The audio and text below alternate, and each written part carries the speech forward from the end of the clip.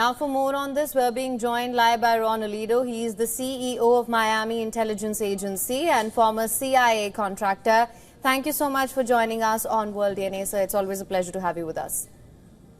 Thank you. Glad to be here. Let's get right into it. Now, of course, we know that the timeline is set for 50 days. What are the chances that Russia agrees to a peace deal in this time frame that has been spelled out by Trump? Actually, pretty low to none. Pretty low to none.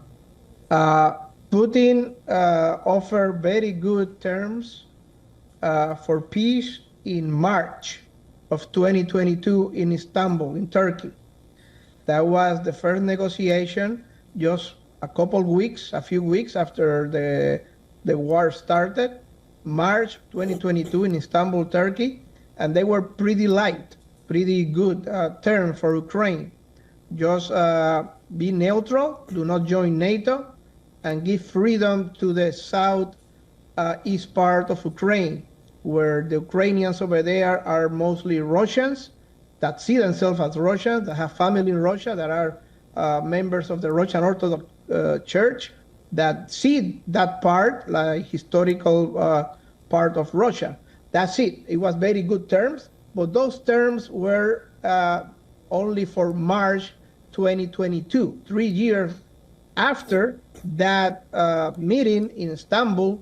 Russia have lost hundreds of thousands of soldiers, many billions of dollars in equipment lost in the economy by sanctions. So now Russia is going to ask for very strong terms for to make peace, a permanent peace, and those terms are unacceptable to Ukraine.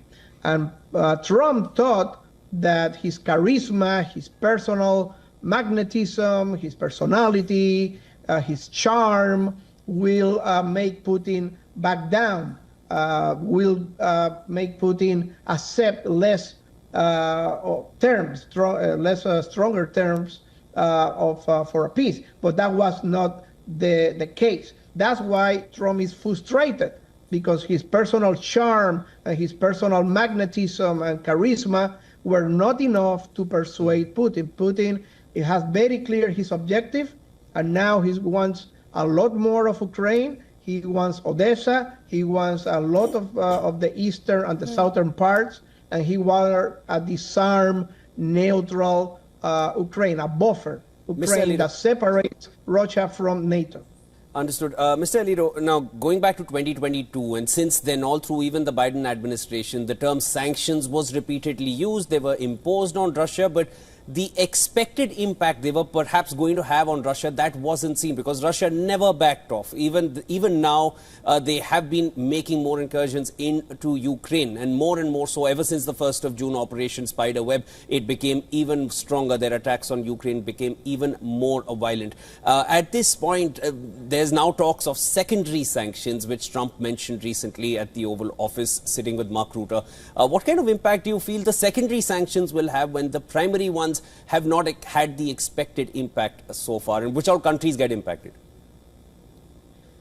Well, basically, the secondary sanctions is the idea of very famous politicians in the United States, in the neocon globalist side of the United States politician in the Republican Party, especially Lindsey Graham, Senator Lindsey Graham, and others like Cotton and Kennedy, senators. They are pushing for tariff in anyone that makes business with Russia, that buys Russian oil or do commercial exchanges with Russia, including India, of course, and China.